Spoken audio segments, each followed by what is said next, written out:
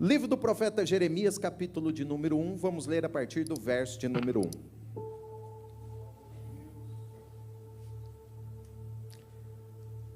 Palavras de Jeremias, filho de Ilquias, um dos sacerdotes.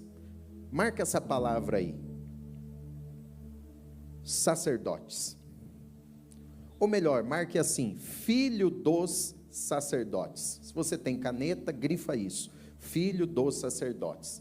Se você está com o bloco de notas aí do seu telemóvel, digita, filho dos sacerdotes. Filho dos sacerdotes. Eu já expliquei isso, pelo menos lá em Lisboa, não sei se eu já expliquei aqui, mas se eu expliquei, vale a pena ouvir de novo, né? É bênção. O ministério sacerdotal foi uma bênção que Deus entregou para uma família.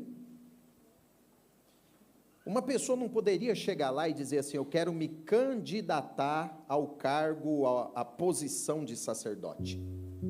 Para alguém ser um sacerdote, deveria nascer numa família de sacerdotes, uma família sacerdotal.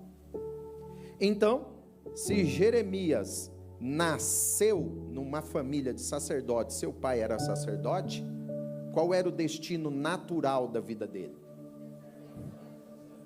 Está envolvido com as coisas do templo, ser um sacerdote, está envolvido com as atividades sacerdotais.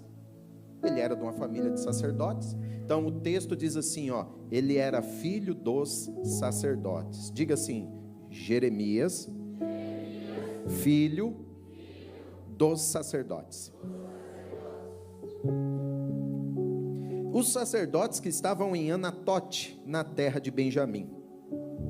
A ele veio a palavra do Senhor nos dias de Josias, filho de Amon, rei de Judá, no 13º ano do seu reinado.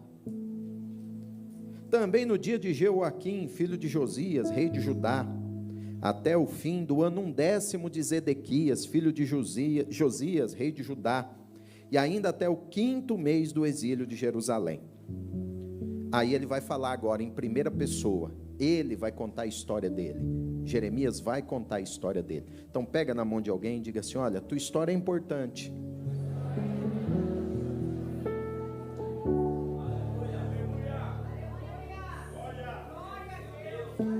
Agora diga para ele assim, escreva então uma boa história.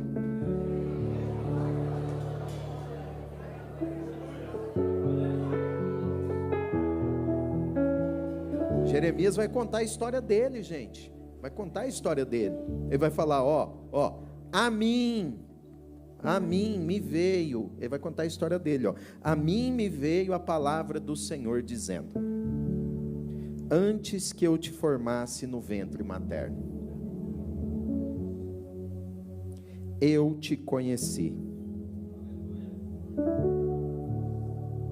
Antes que saísse da madre, eu te consagrei, e eu te constituí um profeta às nações.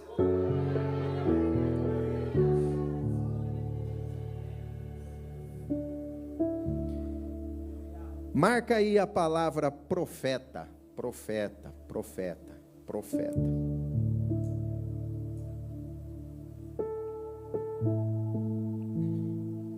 Você já percebeu que são duas coisas diferentes, né? Lá em cima dizia que ele era o que, gente? Filho do sacerdote. Ele era o quê? Esse aqui fala filho, o outro sacerdote, que são as duas coisas. Ele era? Filho do sacerdote. Então todos juntos, filho dos sacerdotes. 1, 2, 3. Filho do sacerdote. É o que ele era. Agora aqui diz que houve um dia que Deus cruzou a história dele. Houve um dia que o céu cruzou a história do Jeremias. E aí disse assim: Jeremias, numa família de sacerdotes, eu o separei, eu escolhi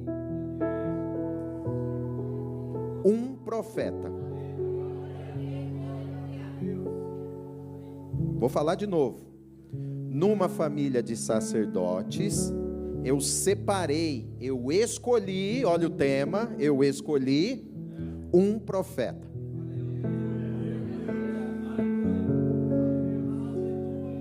Diga aí para o teu vizinho, ó, são ofícios diferentes. São duas coisas diferentes, tá? O sacerdote está representando o povo perante Deus. De novo, o sacerdote está representando o povo perante Deus. Por que que Jesus é o nosso sumo sacerdote? Ele é o nosso representante, depois dele não precisou de mais nenhum, perante o Pai. Aí pergunta, e o profeta, bispo? Vamos acordar, diga, e o profeta, bispo? É o representante de Deus para o povo. Percebeu a diferença? Percebeu? Então são dois ofícios diferentes, são dois trabalhos diferentes. Agora entenda, numa família de sacerdotes, Deus escolhe e chama um. Isso, vamos lá. Numa família de sacerdotes, Deus escolhe e chama um. E quando Deus me deu essa palavra, Ele disse assim, que essa primeira parte é para eu pregar para os pais. Quem tem filho aí? Deixa eu ver. Quem não tem, quer ter? Pode levantar a mão também, deixa eu ver. Isso. Então essa primeira parte é para você e para vocês também aqui. Por quê, gente? Numa família de sacerdotes, Deus chamou um profeta. Ou seja, os pais de Jeremias não imaginavam que dentro da casa deles, eles teriam um profeta. Os pais de Jeremias não tinham noção que dentro da casa dele havia nascido como você não tem noção.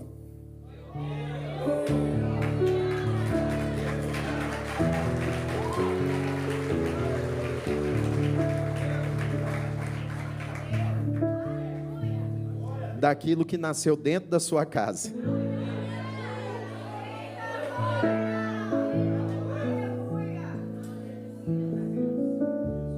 E essa palavra é para você, pai. Porque talvez você está fazendo um plano e um projeto para a vida do seu filho. E não é errado, eu entendo. Talvez você está escrevendo até uma história para ele. Mas não se esqueça de pegar a sua história e apresentar para o autor de todas as histórias.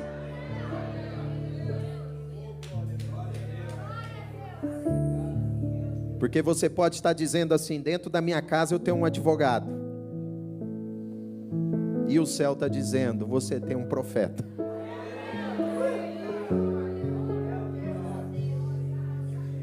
Você pode estar dizendo assim, aqui dentro de casa eu tenho alguém que vai dar sequência nos negócios da família. E o céu está dizendo, você tem aí uma pastora. Você tem um missionário. Talvez você está sonhando com algo e o céu já escreveu uma história diferente.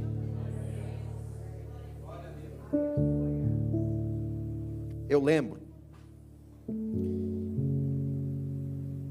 99, isso aí, 98, 99, eu estava num momento muito importante da minha vida. Eu estava na faculdade, estava ali entre o primeiro e o segundo ano. Na minha época, era um curso que era chamado de processamento de dados. Isso nem existe mais, eu acho, né? Seria como hoje a área de TI, né? E a minha família estava muito empolgada, Joseph, porque era a profissão do momento. Quem tem um pouquinho mais de idade, eu não, irmão, porque eu sou bem novinho, eu ouvi dizer essa história, mas se você tem, na altura, saiu muitas reportagens, porque na virada do século, do 99 para o 2000, o que ia acontecer? Ia dar o bug do milênio, ia travar todos os computadores. Se você nunca ouviu falar disso, pode pesquisar no YouTube, alguém já deve ter falado disso. E aí, os cursos de informática bombaram, porque todo mundo sabia que isso aí ia ser a profissão do futuro, que ia ganhar muito dinheiro. E eu fui para esse lado, nessa direção. Minha família feliz, eu estava a ser ali um dos primeiros de um braço da família a entrar na faculdade, a concluir a faculdade. E para quem não sabe, eu fui o primeiro da minha família, de um braço dela, o primeiro a se converter. O primeiro. Mas a minha família biológica estava muito empolgada com essa ideia de eu concluir minha faculdade, um curso muito bom, uma boa oportunidade de salário, e eu também estava sonhando alto, fazendo planos pós concluir o curso, de trabalho, de outros cursos, de pós e tantas outras coisas. Quando eu estava no meio de tantos planos meus e tantos planos da minha família, sabe o que aconteceu? O céu cruzou a minha história.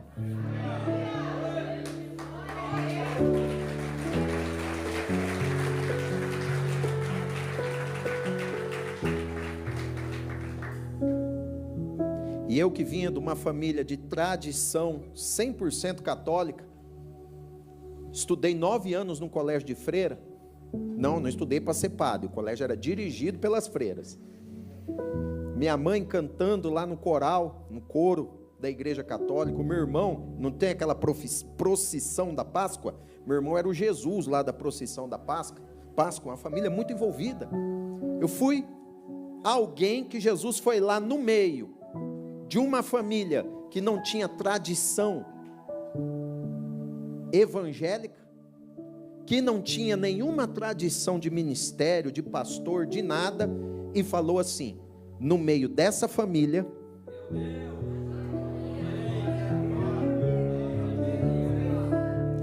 eu vou escolher, eu vou separar, e você vai ser o meu profeta às nações.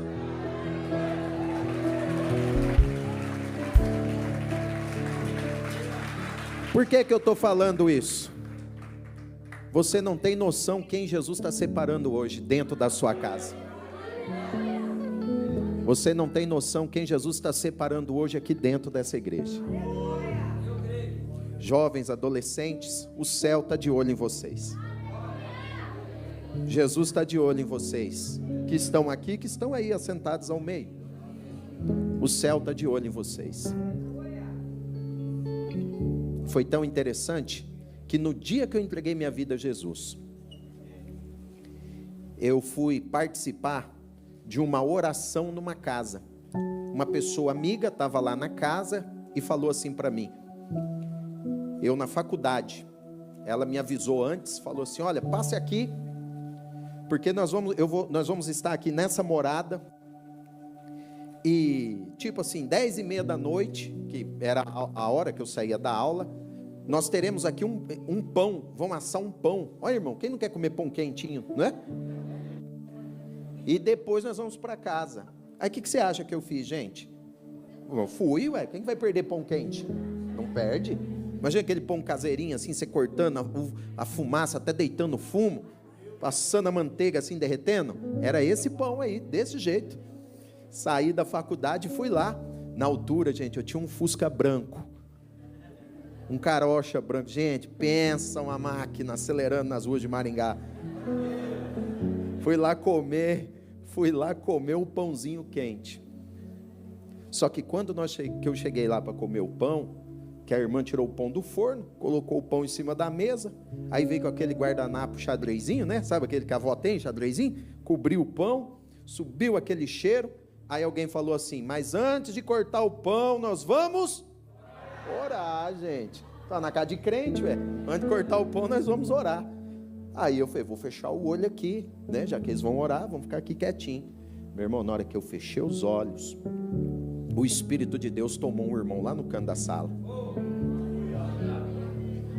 E ele começou a pregar e entregar uma palavra assim, tão simples, mas tão profunda.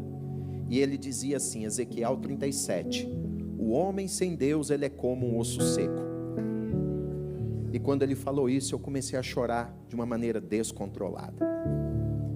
E no fim ele terminou assim, mas o homem, quando ele tem um encontro com Jesus, de um osso seco ele passa a ter nervos, músculos, pele, e o Espírito vem habitar na vida dele, ele passa a ter vida, a vida de Deus. E eu confesso que eu não sei o que aconteceu. Hoje eu sei, eu estou aqui. Quando eu abri os olhos, eu estava de joelhos lá no meio da sala. E todo mundo me abraçando, comemorando, e eles diziam assim, parabéns, parabéns. Aí eu fiquei olhando, o que eu ganhei, que está todo mundo dizendo parabéns para mim, né? O que eu fiz? Aí eu perguntei, parabéns por quê? Aí uma pessoa falou assim, você virou crente agora. Quando eu me levantei, Deus toma uma irmã no canto da sala em profecia. E ela aponta o dedo para mim e diz assim diz o Senhor, eu te escolhi no meio da tua família. Você será um pastor. E anote isso, olha o que ela disse. E eu vou te levar para a Europa.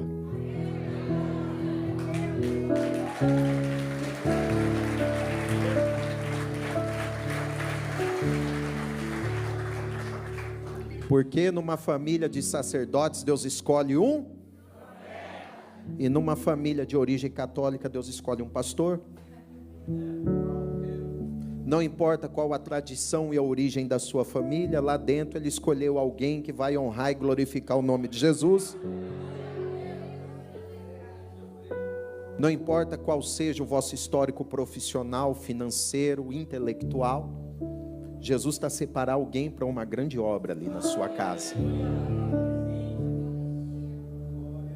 Então, a palavra para os pais é essa: não lute, não resista ao chamado de Deus na vida dos seus filhos.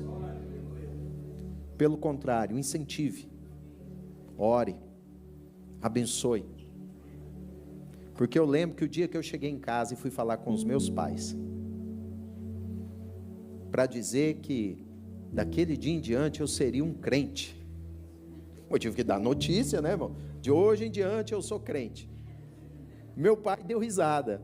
Sério, ele deu risada. Ele falou assim, você? A minha mãe olhou e falou assim, deixa o menino.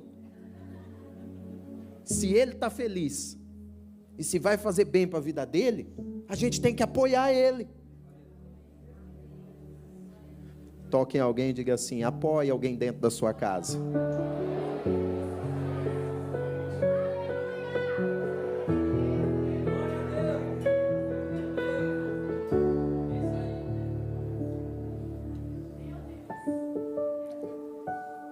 Eu terminei a faculdade, fui para o mercado, trabalhei eu acho que 3, 4 anos, gente, que experiência maravilhosa, fazia o que eu gostava, ganhava bem, jovem, servindo a Deus, cheio do Espírito Santo, glória a Deus, isso mesmo, você imagina, um bom trabalho, um bom salário, crente, cheio de Deus, olha que vida boa, tem vida melhor que essa não? Mas então, chegou uma hora, que agora eu falo com os nossos jovens e adolescentes, que eu tive que tomar uma decisão.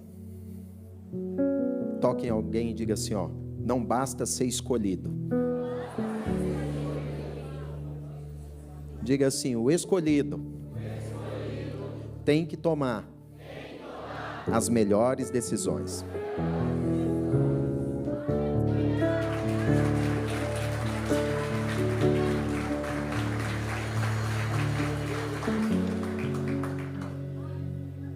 Por quê? Eu fiquei muito empolgado com essa história de ter promessa de Deus. Então, às vezes eu ia nos locais, uma palavra como essa, e Deus falava tanto comigo, você é escolhido, eu vou te usar, eu quero fazer algo na tua vida, quero fazer algo através de ti. Às vezes Deus usava até um profeta, às vezes eu estava no culto, apontava, você, esse menino magrinho aí, Pode não parecer, irmão, mas na altura eu pesava 55 quilos. Verdade. Eu já contei aqui, parecia um cotonetezinho, fino com cabeção, assim, ó. Sério, era assim. Aquele menino magrinho de óculos ali. Olha, Deus separou para a obra. Olha, no meio da tua família, Deus tem uma obra contigo. Mas eu estava a viver a minha vida do meu jeito, da minha maneira, fazendo minhas escolhas, conduzindo e guiando e andando na minha direção. Um dia eu estava sentado numa garagem na casa de um amigo, e chega uma serva de Deus, uma mulher cheia do Espírito Santo. Ela senta do meu lado e ela começa a falar assim: você tem muitas promessas. Na hora até estufei o peito, né? Eu tenho muitas promessas. Deus tem grandes promessas na sua vida. E é isso aí, Deus tem grandes promessas na minha vida.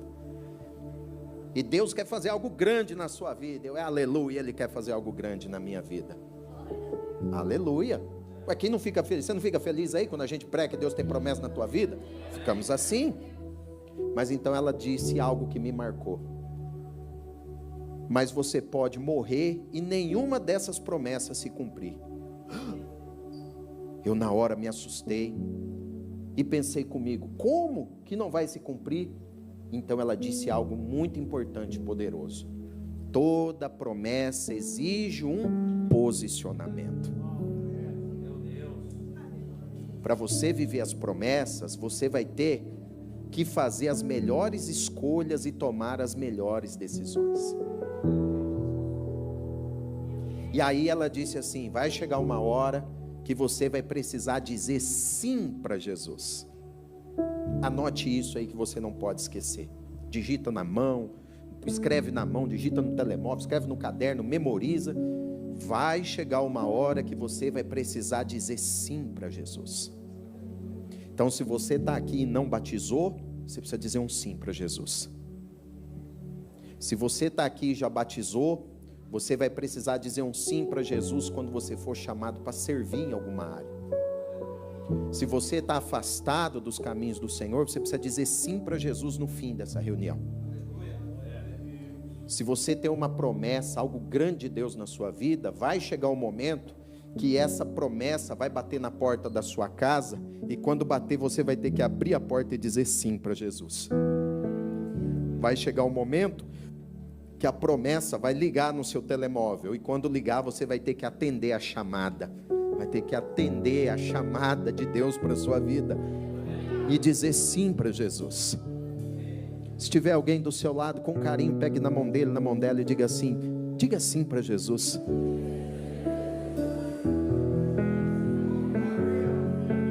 Diga sim para Jesus. Diga sim. Diga sim para a salvação. Diga sim para uma vida cheia do Espírito Santo. Diga sim para o propósito de Deus. Diga sim, porque Deus quer te usar nessa terra. Diga sim.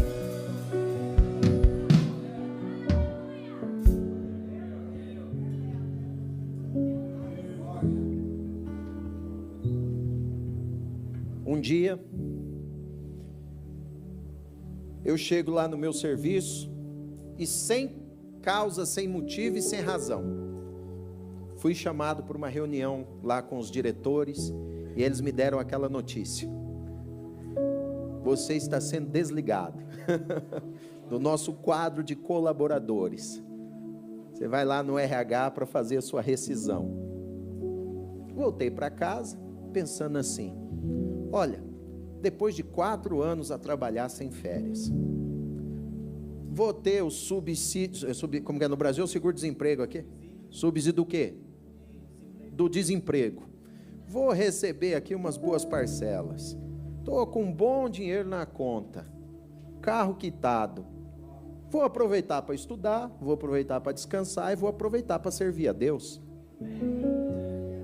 Naquela semana, o meu pastor vai lá na minha casa e diz assim: eu era evangelista. Evangelista Rogério, pode me levar lá na nossa sede que eu tenho uma reunião com o nosso apóstolo? Eu falei: posso. Levo ele na reunião, ele fala assim: você não quer entrar conosco na reunião? Eu falei: entro. Quando nos assentamos à mesa, o apóstolo estava assim um pouco nervoso naquele dia, porque existia uma igreja numa cidade vizinha, e o pastor foi lá e fechou a igreja, você acredita? Chegou para as pessoas e falou assim, não tinha muita gente, né? Ó, irmão, vou fechar a igreja, e cada um aí vai procurar qualquer outro lugar, porque não vai ter mais igreja aqui. Resultado, ele chegou lá em Maringá e deu essa notícia para o nosso pastor. E quem que entra depois dessa notícia? Eu e o meu pastor. Quando nós entramos, o apóstolo estava contando a história para o meu pastor, e ele conta a história e diz assim: eu não quero fechar aquela igreja, eu preciso de um pastor para ir para lá.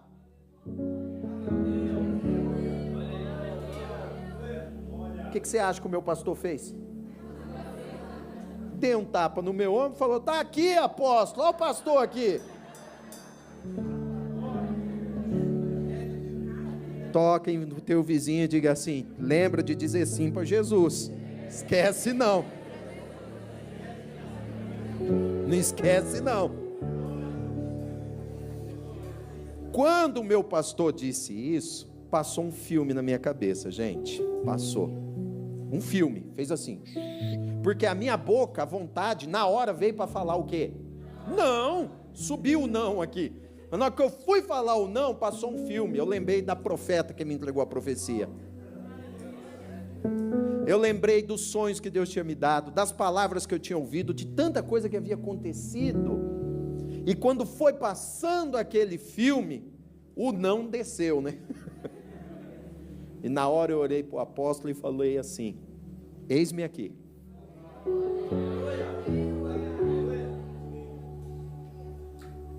Então naquele dia eu fui enviado para uma cidade que eu não conhecia ninguém. Ninguém.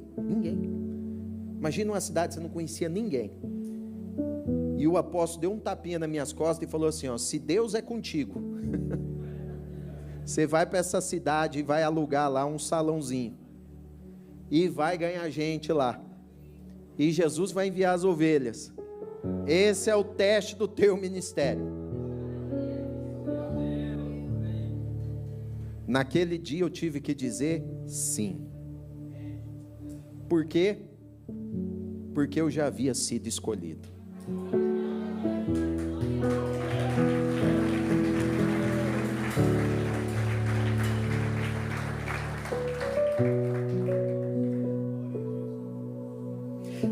Por que você acha que eu quase disse não? Diga aí, por que, bispo? Vou ler aqui para você o verso de número 6 de Jeremias.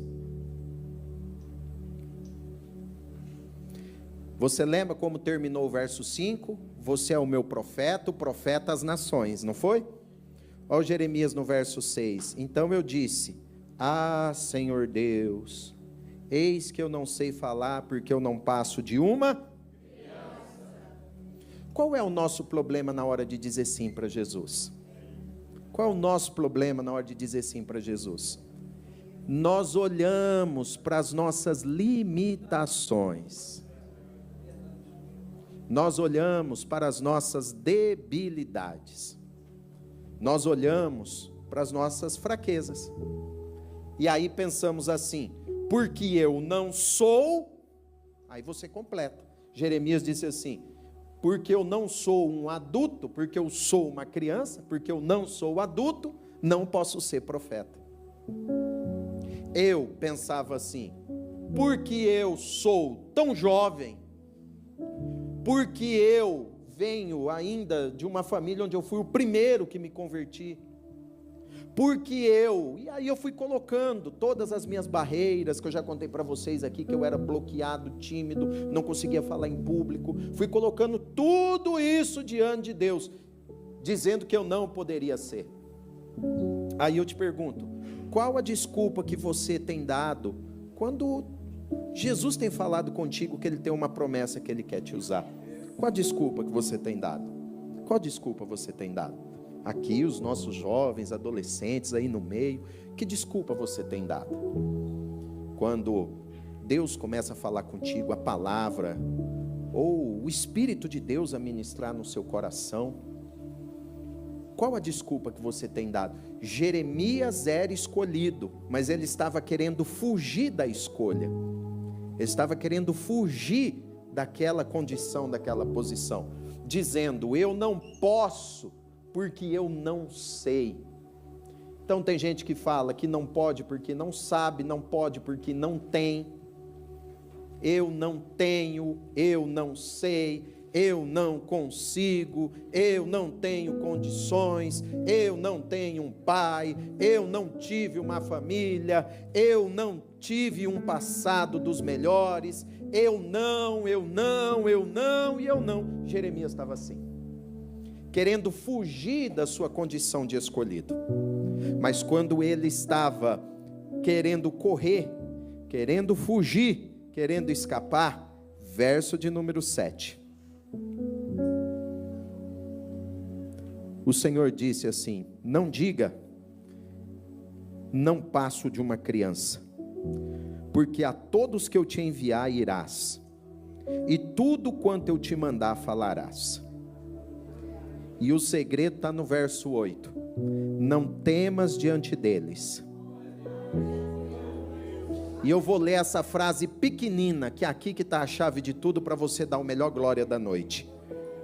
Jovens, adolescentes, igreja, assim diz o Senhor: eu sou contigo. De novo: eu sou contigo. Cadê vocês, IBRLGES? Eu sou contigo. Eu sou contigo.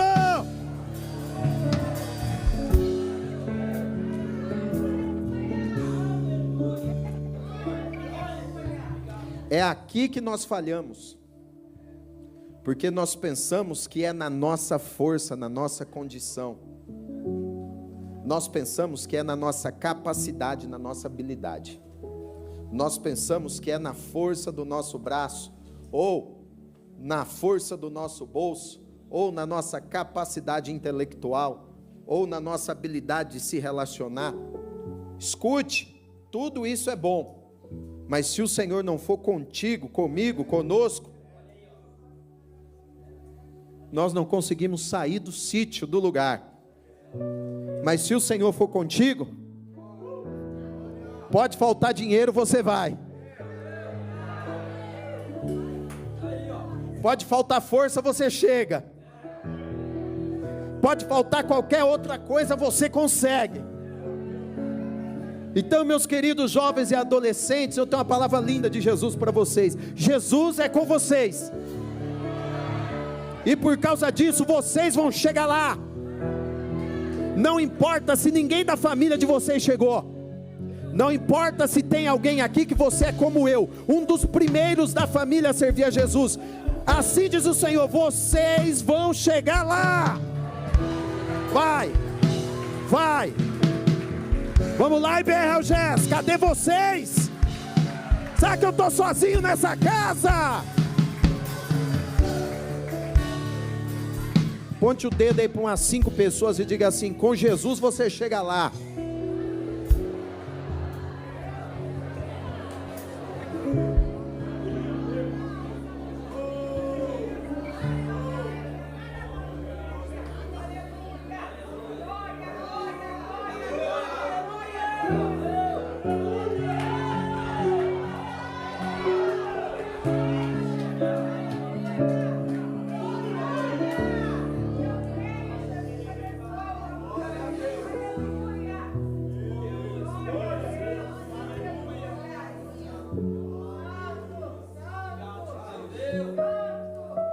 Por isso, não permita que aquilo que falta venha atrapalhar você de viver os sonhos, planos e promessas de Deus para a sua vida.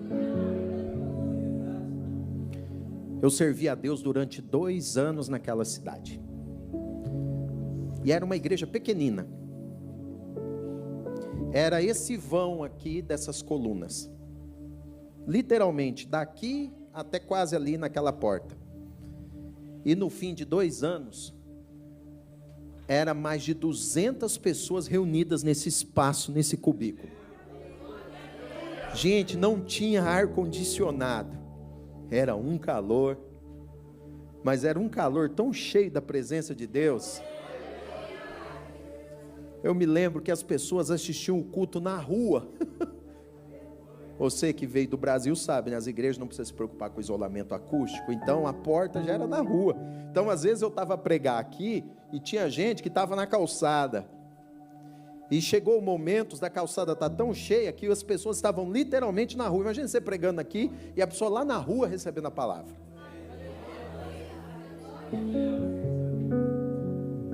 Então um dia, aí eu já mais maduro, né? Já pastoreando. O Espírito de Deus fala comigo: teu tempo aqui acabou, terminou. Chegou a hora de eu cumprir outra palavra na sua vida. Vou levar você para a Europa. Passados uns dias, o nosso apóstolo me chama: a igreja de Portugal precisa de um pastor.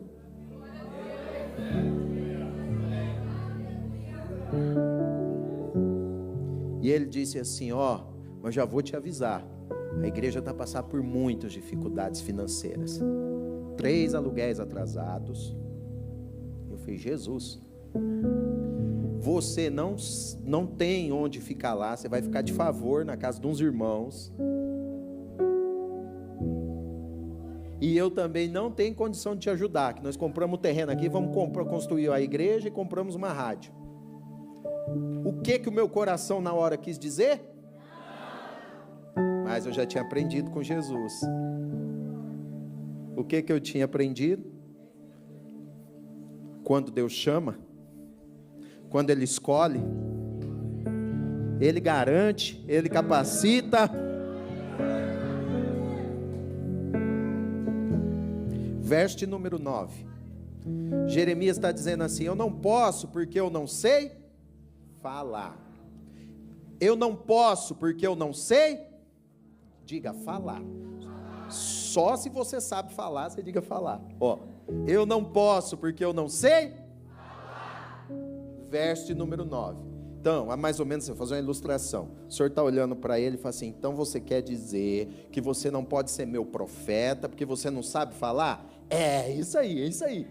Ah, tá. Então quer dizer que você está dizendo que eu não posso te usar porque você não sabe falar? É isso aí, isso aí. Então você está dizendo para mim que o teu problema está na boca. É, está na boca, eu não sei falar, meu problema está na boca. Ok. O Senhor estendeu a mão.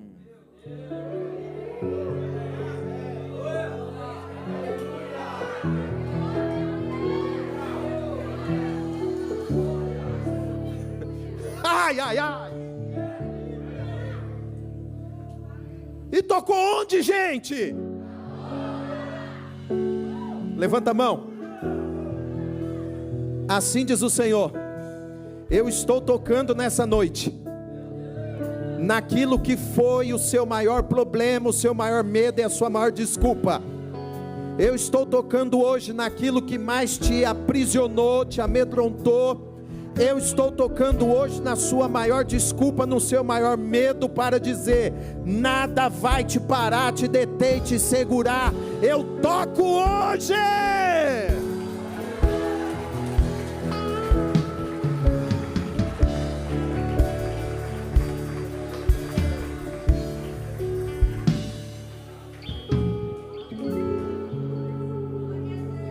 Meu problema está na boca. Aí o que o senhor fala? Então eu vou tocar no seu problema. Com carinho pergunte para alguém aí: qual a tua desculpa?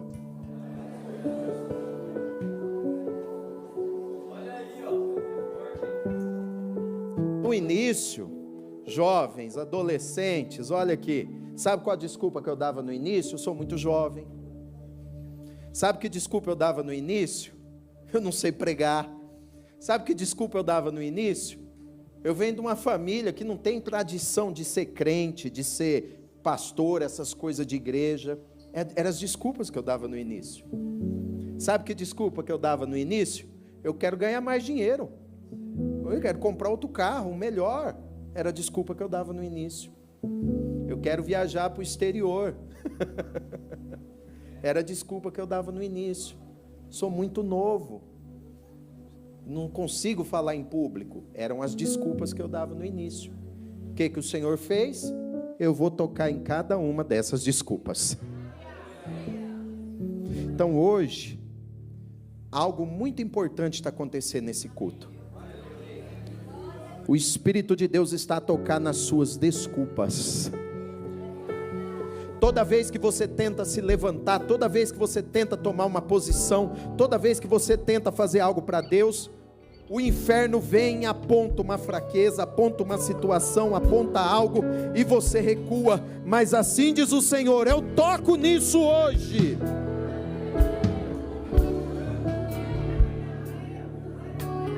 E o Senhor disse: eis que eu ponho as minhas palavras. Onde, gente?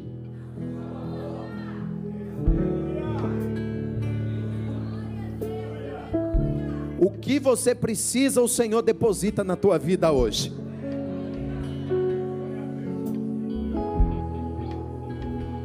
Bom, o resto da história você já sabe. O que Deus está fazendo aqui em Lisboa, o que Deus está fazendo em Portugal, o que Deus está fazendo na Europa, o que Deus está fazendo nas outras nações, através do dia que eu disse esse sim para Jesus. Você não tem noção do que Jesus pode e vai fazer através da sua vida. Jovens, adolescentes, eu pensava que eu ia viajar o mundo como um turista. Eu pensava que eu ia viajar o mundo por causa da minha profissão, por causa da minha carreira. E hoje, pela bondade de Deus, eu viajo o mundo por causa do Evangelho.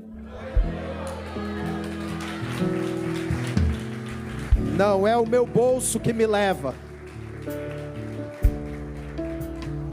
Não é minha família que me leva. E só para terminar, quando eu dei essa notícia para minha família, que eu ia abraçar o ministério, tem uma tia muito querida, eu amo ela, ela me ama demais, a nossa relação é maravilhosa, é espetacular. Só que ela não tinha noção das coisas de Deus. Quando uma pessoa não tem noção das coisas de Deus, a Bíblia fala que ela é uma pessoa carnal, é uma pessoa natural. E para o homem natural, as coisas do Espírito lhe parecem loucura. É o que Paulo escreve. Então, quando eu disse da decisão que eu havia tomado, da escolha que eu havia feito, de dizer sim para o chamado de Jesus e abraçar o ministério, num almoço ela olhou para mim e disse assim: você está a tomar a pior decisão da sua vida, porque você está a abandonar a sua carreira por uma coisa incerta. Você vai passar fome, você nunca vai sair da nossa cidade, você vai ver os seus primos viajando o mundo, e você, olha lá se conseguir ter um carro, por causa que você está virando as costas para todo investimento, 3 anos de uma faculdade particular, na altura foi um carro popular 0 quilômetro, você está virando as costas para tudo isso, para abraçar uma incerteza. Foram palavras duras e difíceis. No dia, eu confesso que aquilo abalou. Fui orar na madrugada e o Senhor disse assim: persevere, porque você vai ser da tua família o que mais vai viajar o mundo.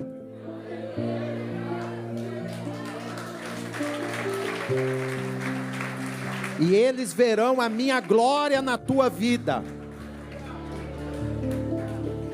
Hoje, quando eu chego, ela, minha família, se alegram com o que Deus está fazendo. Por quê? Não é na minha força, não é na minha capacidade, mas é porque o Senhor é conosco.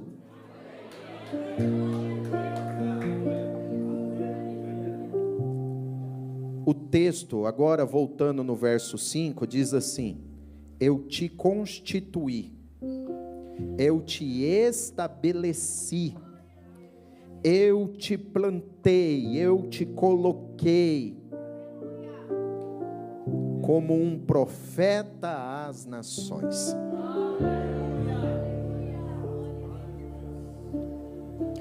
Naquele dia o Senhor estava dizendo assim: Jeremias, hoje eu estou te enviando,